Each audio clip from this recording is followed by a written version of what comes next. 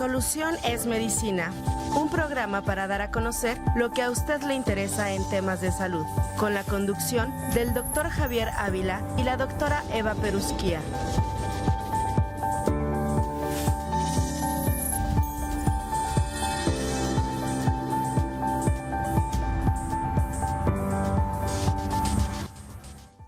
Muy buenos días, distinguido teleauditorio, bienvenidos sean a su programa Soluciones Medicina, programa auspiciado por el Sistema Universitario de Salud de nuestra Universidad Autónoma de Querétaro.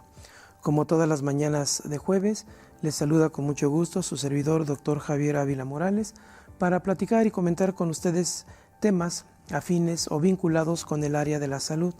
Les comento nuestras líneas de contacto, el 442-344-1404, para mensajes de WhatsApp, Facebook en TVUAQ, YouTube TVUAQ en vivo y también en el 442-192-1200, extensión 37120 para mensajes en vivo. Esta mañana, distinguido teleauditorio, tengo el enorme gusto, la satisfacción de poder contar en el estudio con el doctor José Manuel García Ramírez, el cual realizó sus estudios de licenciatura en la Universidad de San Nicolás de Hidalgo de Michoacán. Posteriormente, sus estudios de posgrado en el Hospital General de México, una prestigiosa institución en donde él lleva a cabo la residencia en radiooncología. Posteriormente, el doctor se traslada a nuestra ciudad y actualmente se desempeña en el Centro Estatal de Oncología como radiooncólogo y también en el ámbito privado en el Hospital H+, en el Centro Oncológico. Le doy la más cordial bienvenida al doctor José Manuel García. Doctor, muchas gracias por estar con nosotros y también le doy la más cordial bienvenida a nuestra compañera de conducción, la doctora Eva Perusquía. Eva, muy buenos días. Hola Javier, buenos días a nuestro auditorio. Muchas gracias, Eva.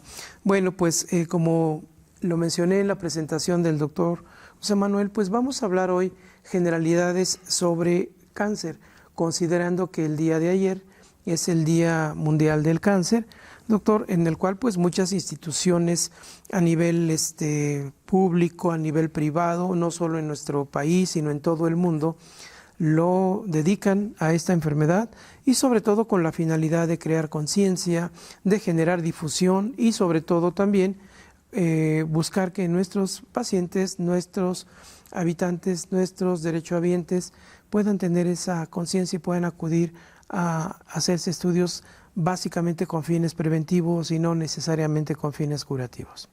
Así es, doctor. Primero, buenos días. Muchas gracias por la invitación, doctor Ávila, doctora Perusquía, así como a la audiencia. Todo un privilegio y un honor poder compartir el espacio nuevamente.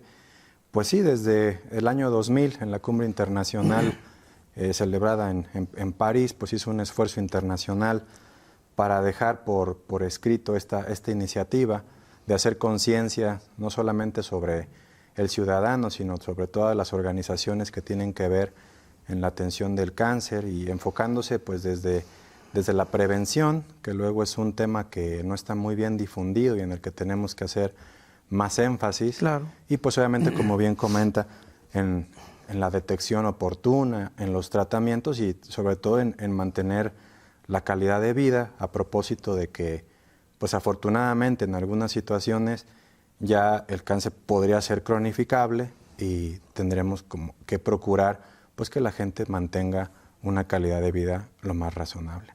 Así es, doctor. De hecho, pues en cifras muy recientes hablaban que en nuestro país, tan solo en el año pasado, se diagnosticaron 200,000 nuevos casos de cáncer, lo cual pues realmente es una cifra bastante importante, bastante alarmante, y el gran problema es que, como usted y yo lo sabemos, y la doctora Eva, muchas de estas enfermedades no se detectan en estadiajes tempranos, sino ya se detectan cuando la enfermedad está un poquito más avanzada, ¿no? Sí, así es. Es decir, dentro de las situaciones más frecuentes, ahí es un área de mucha oportunidad donde podemos impactar, sobre todo desde el área de primera atención de la salud o el médico de primer contacto. Yo creo que desde las aulas tenemos que darles los tips y los puntos clave para atreverse a referir oportunamente y pues también concientizar a la población de que se dejen ayudar, ¿verdad? Con ciertas pruebas que nos ayudan a las detecciones tempranas. Muy bien. Eva. Doctor, buenos días. Buenos a días. Nivel mundial, la principal causa de cáncer es el cáncer pulmonar, el cáncer de colon, en hombres, mujeres, cáncer de mama, cáncer de próstata. ¿Cómo estamos en México? ¿Cuáles son los principales cánceres en nuestro país? Hola, buenos días, doctora. Gusto saludarla. Sí, bueno, en nuestro país de igual manera lo dividimos respecto al género, y en el varón lo más común sigue siendo el cáncer de próstata, seguido del cáncer pulmonar y en tercer lugar el cáncer colorectal. Y en la mujer varía un poquito respecto a las estadísticas internacionales. Lo que tenemos en común es que el cáncer de mama sigue siendo lo más detectado, seguido aquí hay una disputa entre el cáncer cervicuterino y el colorectal, y en tercer lugar el pulmonar. Pero creo que aquí en nuestro país todavía el cáncer cervicuterino sigue siendo un problema muy frecuente de salud.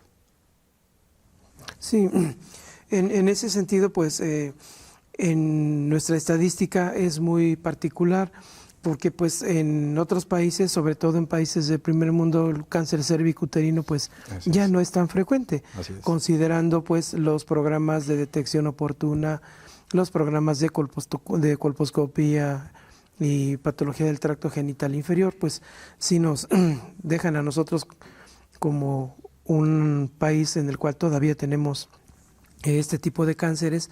Tal vez también tenga que ver con lo que mencionaba usted, con los aspectos educativos, de prevención y también de las coberturas a nivel público, a nivel nacional, en lo que serían los sectores más vulnerables y la atención que se les brinda a este grupo de pacientes, ¿no? Sí, correcto. Es verdad, en algunos países efectivamente el cáncer cervicuterino no figura en las primeras 5 causas, pero aquí sí, y tenemos muchas áreas en los suburbios del país en donde todavía no hemos alcanzado la difusión pertinente para hacer conciencia, pues en acudir hacia el estudio más fácil y socorrido, que es la citología exfoliativa o el Papá Nicolau, como lo conoce la gente. Y pues me atrevo a decir que actualmente pues también se le ha apostado por la vacunación contra el virus del papiloma humano en un intento pues por mejorar las cifras de este tipo de patología. Así es. Eva.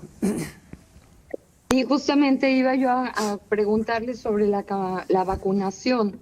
Si cree usted que tenga un papel importante en la prevención del cáncer cervicuterino en nuestro país. Es muy buena pregunta, doctora, gracias. Yo creo que sí tiene va a tener una repercusión positiva en nuestro país. Ya se ha demostrado en otras poblaciones, apenas en estudios iniciales, que reduce la incidencia, y creo que es un riesgo que valdría la pena asumir, porque es una patología que de momento nos estaba ganando, y a pesar de las mejorías de las terapias, pues luego los pronósticos son modestos, no son tan buenos. Así que yo creo que vale la pena tomar el riesgo y el gasto. Muy bien. Ahora, hablando en términos generales, doctor, de los aspectos oncológicos, ahorita hemos platicado que pues sí, hay una necesidad de crear conciencia de la cuestión educativa, incluso no solo para los pacientes, sino también nosotros como médicos, entender esta importante enfermedad que pues abarca muchas áreas en forma global, pero de igual manera hemos observado que se han incrementado cifras, hay más pacientes con cáncer, porque antes decíamos, bueno, lo veíamos a la distancia, sí, pero ahora lo vemos cada vez más cerca de nosotros, ¿no? Pero de igual manera, ¿qué nos puede comentar en cuanto a los métodos diagnósticos? También se han mejorado los métodos diagnósticos, hay nuevas técnicas. Mencionaba usted precisamente sobre el cáncer cervicuterino, pues ahora con las técnicas de detección de virus del papiloma, por ejemplo, aquí antes que no teníamos, nos quedábamos con la pura el puro Papá Nicolau. El puro Papá Nicolau. Sí, entonces ahora con nuevas técnicas podemos hasta saber qué tipo de virus es el que está presente. Y bueno, pues con técnicas también radiológicas, como el PET, en fin, ¿qué nos puede comentar? ¿Cómo hemos ido avanzando en eso? Hay mucho avance en los métodos de detección desde las diferentes áreas, desde la detección de genoma, de fragmentos de ADN de las células tumorales en sangre, algo que actualmente se denomina la biopsia líquida y que se encuentra en evolución, ¿verdad? Y que probablemente esto sea el futuro. Es decir, tomar una muestra de sangre para detectar fragmentos de ADN y empezar a entender pues, si el tumor empieza a brotar o cómo responde a los tratamientos. También las secuencias de virus, los estudios de imagen que afortunadamente cada vez es mayor la influencia en todos los estados y la disponibilidad para la gente. Ya no tienen que desplazarse hacia otras ciudades, desde las radiografías convencionales, la mastografía, las tomografías, el PET, que cada uno tiene su indicación específica, y pues añadir que también algo que nos espera y a las generaciones futuras es la inteligencia artificial en la imagen, porque ya estos recursos pues no sustituyen al médico, simplemente van a ser un método de ayuda en el cual pues, nos tendríamos que adaptar pues, para optimizar nuestras conclusiones en la detección. Muy bien, muchas gracias. Le recordamos a nuestra distinguida audiencia que esta mañana nos acompaña el doctor José Manuel García Ramírez. El doctor es radio-oncólogo y con motivo del Día Mundial del Cáncer, que justamente fue el día de ayer, estamos hablando sobre el impacto que tiene esta enfermedad y de las estrategias que tenemos para poder combatirla. Eva. Doctor, con respecto al cáncer de colon, en otros países, como parte de las guías de cuidado, se tienen las pruebas inmunofecales. En nuestro país, ¿qué avances tenemos o en dónde estamos en cuanto a diagnóstico de cáncer de colon? Sí, en nuestro país también hemos tenido un avance en colaboración con grupos internacionales. A veces las pruebas inmunológicas no las tenemos muy disponibles en cada ciudad o en cada capital de todo México, pero existen convenios con laboratorios a nivel nacional en la Ciudad de México y si no están disponibles, pues se mandan a solicitar en la frontera con Estados Unidos, que sería lo más cerca. Existen ya grupos de genetistas que trabajan en colaboración con ciertos laboratorios y proveedores de estas pruebas, y actualmente esto ya no es una limitante, sino que se puede hacer, tal vez no con la rapidez que tendríamos en otros países, pero sí ya es una posibilidad. Excelente, muchísimas gracias. Doctor, hace un momento mencionó dentro del cáncer de mama el estudio de la mastografía. Sí. Creo que a pesar del tiempo, la mastografía sigue siendo pues, una pieza fundamental en el diagnóstico de cáncer de mama. Recientemente se mencionaba que hasta un 40% había disminuido, más bien se había incrementado la detección de lesiones más tempranas, lesiones más pequeñas. Pero todavía mucha gente tiene ciertas tabúes con la mastografía. ¿Cuándo empezar? ¿Cuándo dejar de hacerse mastografías? Si me hago mastografías, ¿me puede al contrario producir cáncer? ¿Quién nos puede platicar de esto para que pues, les quede claro a nuestras pacientes, a nuestros radioescuchas, televidentes, que la mastografía es un método seguro y útil? Sí, doctor, estoy totalmente de acuerdo. Se ha demostrado ya con mucha evidencia que reduce la mortalidad y que es un estudio muy importante. Creo que el tabú o el miedo, aparte del traumatismo, porque es un estudio pues, que conlleva un proceso, es el riesgo de un cáncer inducido, lo cual es prácticamente nulo, nimio, y no tendríamos que tener ese temor porque el beneficio es mayor. Entonces, es importante hacer la mastografía sí o sí en todas las mujeres a partir de los 40, 45 años.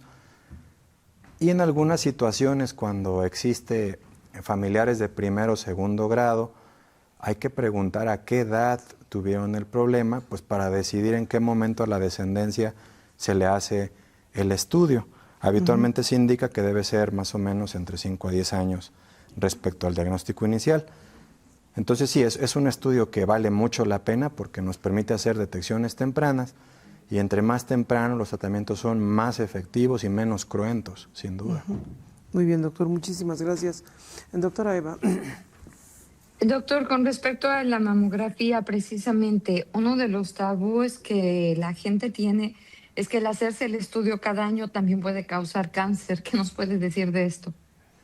Sí, doctor, esto prácticamente es un mito, ¿no? Esto no está demostrado, el riesgo es muy nimio, son casos excepcionales en donde si se ha manifestado el cáncer es porque ya estaba presente y no propiamente por el estudio de la mastografía.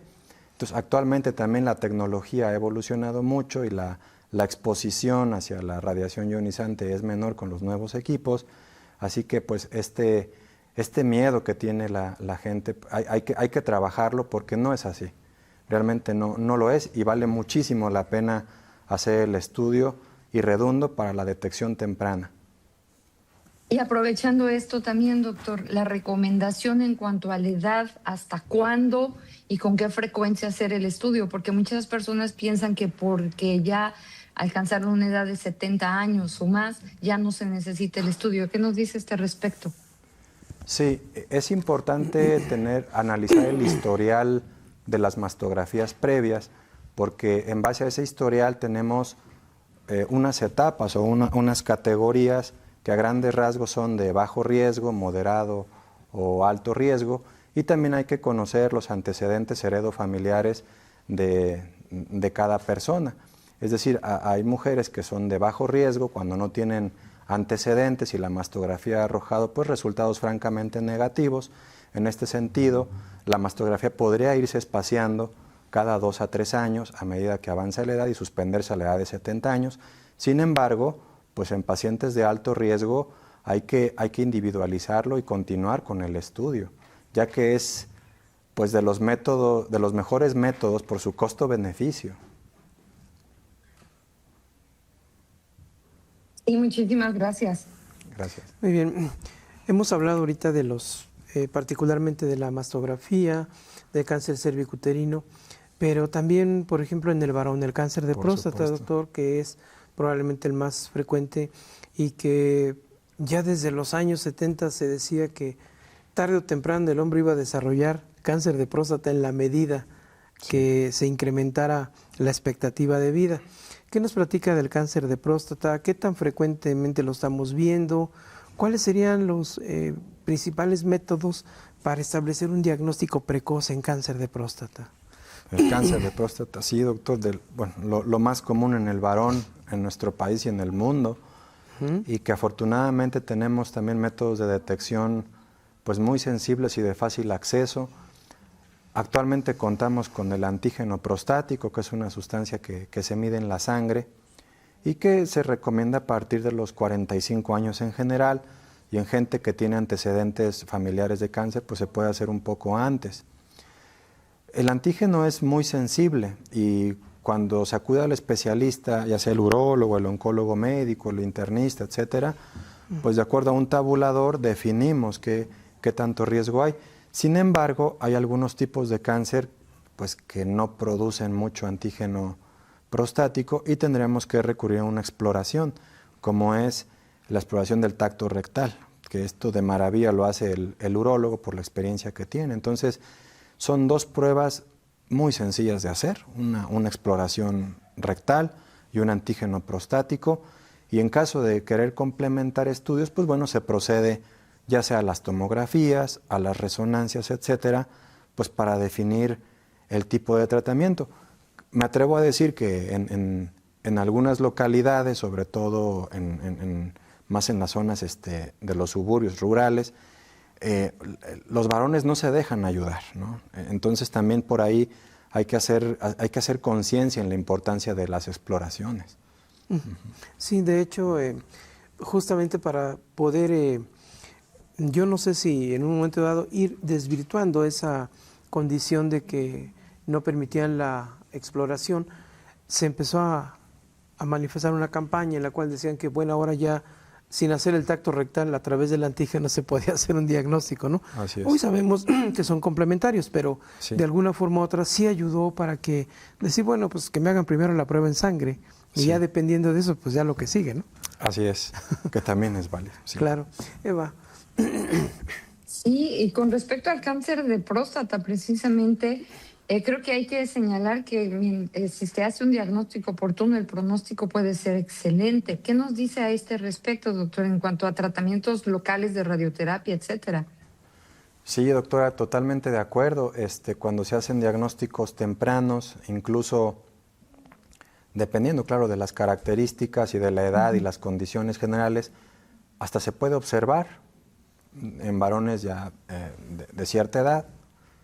Los tratamientos locales como la cirugía, que ha evolucionado muchísimo ya actualmente con la cirugía robótica, pues también son una excelente opción. Y en aquellos casos que por sus comorbilidades o condiciones médicas haya mucho riesgo en la cirugía, pues podríamos optar por un tratamiento diferente o que no involucra pues lo quirúrgico, como es la radioterapia. Entonces, hay muchos caminos que le podemos ofrecer a la gente con excelentes resultados. Muchísimas gracias. Gracias. Muy bien, doctor. Hemos hablado aquí de las generalidades del cáncer, de los cánceres más frecuentes, pero también tendríamos que considerar que en nuestros futuros estudiantes y futuros médicos, más bien nuestros estudiantes y futuros médicos, también es importante esta área de la educación en el aspecto oncológico. ¿Qué nos puede usted comentar de la experiencia que ha tenido como docente en la Facultad de Medicina?